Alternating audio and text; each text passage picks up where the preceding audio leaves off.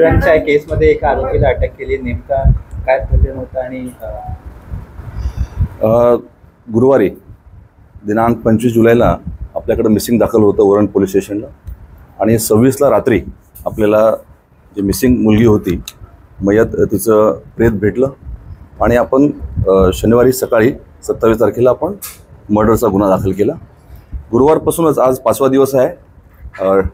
DCP crime आणि DCP zone 2 CP साहेबांच्या मार्गदर्शनाखाली आम्ही एक 8-9 पथक याच्यामध्ये काम करत होतो.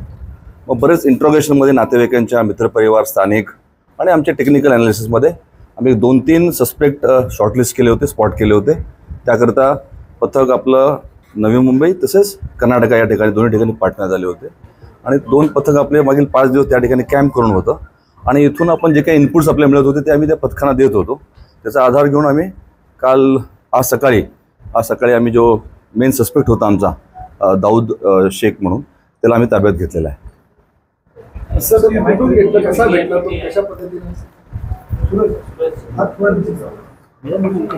ही घटना घडल्यानंतर त्याचं आम्हाला एक्झॅक्ट लोकेशन सापडत नव्हतं, आणि तो कर्नाटकाचा आहे फक्त एवढी माहिती आपल्याला होती.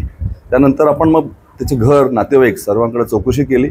त्यानंतर त्याचा एक मित्र त्याने आम्हाला काय माहिती दिली, त्या आधारे आम्ही एक गाव आहे अल्दर म्हणून कर्नाटका, शहापूर या ठिकाणी, त्यातून आरोपीला आज सकाळी पहाटे ताब्यात घेतलेला आहे. सर, एक मोहसिन नावाचा आरोपी पण अटक केला असं माहिती नाही. मोहसिन जो आहे हा मयताच्या संपर्कात होता, आणि असे जे काही संपर्कात त्या मुलीच्या होते आम्ही सर्वांकडे चौकशी करत होतो.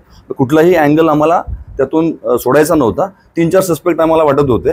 त्यापैकी हा जो सस्पेक्ट आम्ही जो ताब्यात घेतलेला आहे त्याला आम्ही ताब्यात घेतलं, विचारपूस पण केली, आणि त्याप्रमाणे त्यांनी कबुली दिलेली आहे. याच्यामध्ये दुसरा कुठलाही सस्पेक्ट नाही सध्या.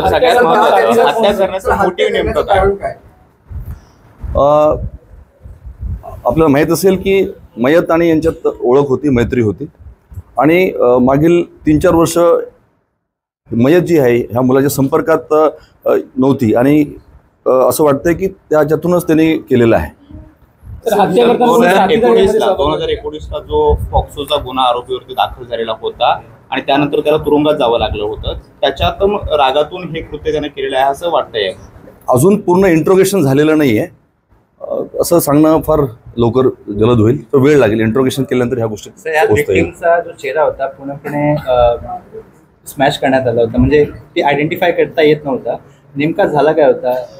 जी माहिती अद्याप मिळालेली आहे, आपण जे PM करणाऱ्या डॉक्टरांशी पण चर्चा केलेली आहे, त्याच्या आधारे स्टॅब इंजुरीज ज्या आहेत त्या फेटल होत्या, आणि चेहऱ्यावर जे आहेत ते कदाचित आता PM रिपोर्ट आम्हाला आज प्राप्त होईल. शक्यता आहे की जनावरांनी, कुत्र्यांनी ते केले असं शक्यता नाही. सध्याच्या प्राथमिक तपासात तर नाही. अद्यापच्या इन्व्हेस्टिगेशनमध्ये डॉक्टरांच्या चर्चेप्रमाणे असं काही घडलेलं दिसून येत नाहीये, पण PM रिपोर्ट आल्यानंतर अधिक सांगता येईल.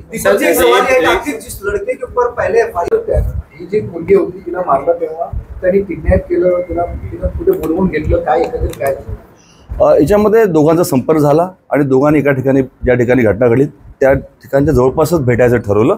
मग असं किडनॅपिंग वगैरे नाही आहे.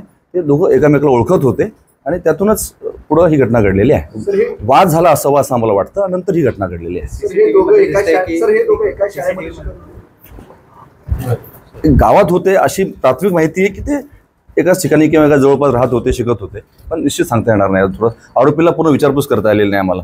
CCTVमध्ये पाठलाग करताना असं दिसतंय, असं भासवतंय की ते एकमेकांना मुलगा पाठलाग करतोय. नाही, पण आम्हाला जे तपासात असं दिसलं की ते संपर्कात होते, आणि ठरवून त्यांनी त्या ठिकाणी भेटायचं ठरवलं होतं.